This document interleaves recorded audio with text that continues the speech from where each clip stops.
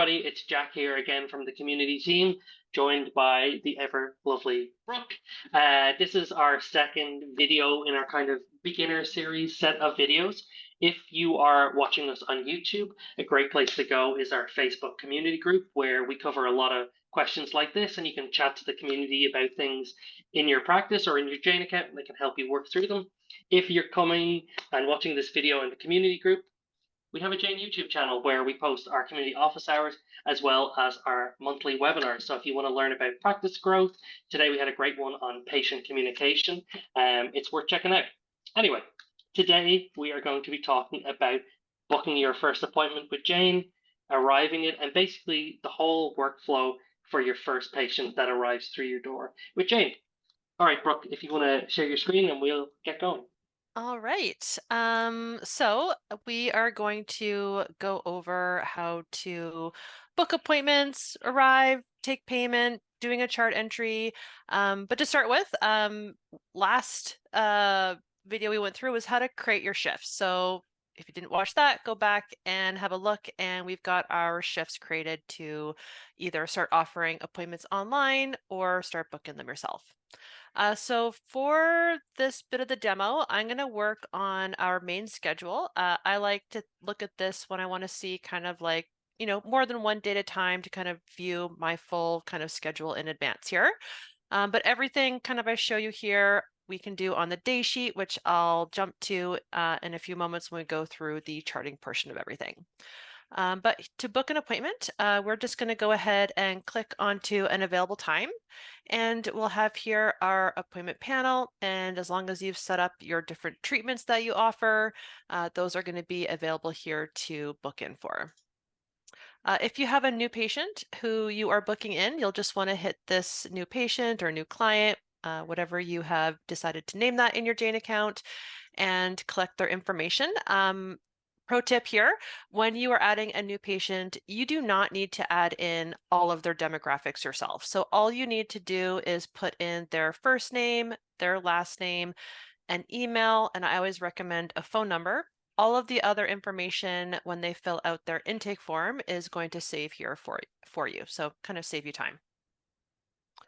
Or if you have a new patient you're booking, or not a new patient, a return patient, we can just go ahead and type in their name, select them, and I've got some information, whether they have a credit card on file, date of their last appointment, account balance, any special notes, and then just for this demo, we won't add insurance for now. And we'll just go ahead and book that appointment. Done. Awesome. And I think one thing to point out is if it's in person, we're going to have a quick look at just clicking that arrive button Mhm. for those that are offering telehealth appointments. You'll notice that there's a little extra button in that appointment panel that you're going to click. So Brooke's going to quickly show Yeah. us there the difference. Uh, yeah, so one-on-one online appointments are all included in your subscription.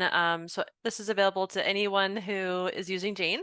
And so when you have a virtual appointment booked, we'll just have here this begin button. So 30 minutes prior to your telehealth sessions, that is going to be available there for you just to select and launch your telehealth. And your patients are automatically sent the email to connect to those as well. So you don't manually have to send out links. So, and I think we're going to have a little bit of a look at arriving that first appointment, but Mhm. we're going to move over from the main schedule to the day sheet. Yeah. So on our what we call the practitioner day sheet, everything I just kind of showed you on that main schedule, you can do here. So you can book appointments, you can move things around, you can launch your telehealth sessions. The difference being is when you select an appointment from here, you are brought directly to this patient's previous charts. So if it's a return patient, I can easily see what I last noted, what we last did. And if it was a new patient, though, of course, they wouldn't have any chart history except for their intake form. So once they've completed their intake paperwork, you'll be able to review that here on their chart. And then if you select the appointment a second time, so let's just go back to this one, this online one, we have that same appointment panel. So if it's telehealth, I can go ahead and hit that begin button. Or if it's a regular in-person appointment, when they arrive, I can just go ahead and hit this arrive button. And I think a good thing to point out that you might not know, but you need to click that arrive button to actually create the invoice for your client, right? So sometimes folks forget to arrive the appointment and then they're not sure where that invoice Yeah, lives. And yeah. it doesn't live yet. Yeah, so in order to actually collect money from a patient, you do have to arrive it. So that is what's generating the invoice. And whenever you're ready to hit pay or to actually finalize that, you would just go ahead and hit this pay button. Awesome. And then I guess we can quickly show if this is their very first chart that they're Mhm. going to start, what buttons they have to press. Yeah, so if it was a new patient, like I said, I can review their intake paperwork, and then you're just going to go ahead and hit this new chart entry. So any template that either you've created or you've pulled from the library, we can just go ahead and select it, and now I've added my note. You'll notice on the day sheet here we'll have an open padlock. That indicates you've started your paperwork, but we haven't yet completed that. Awesome. It's a good thing to check at the end of the day. You can just quickly scroll through that little day sheet and check that all your padlocks are closed. Exactly. Yeah. So once we are done this, I'll just scroll down to the bottom. I'm just going to go ahead and hit our sign button. And then when I do, that padlock closes. And then, like Jack said, at the end of the day, I can scroll through and just see what appointments I have or have not charted for, or started one and not finished it. Awesome.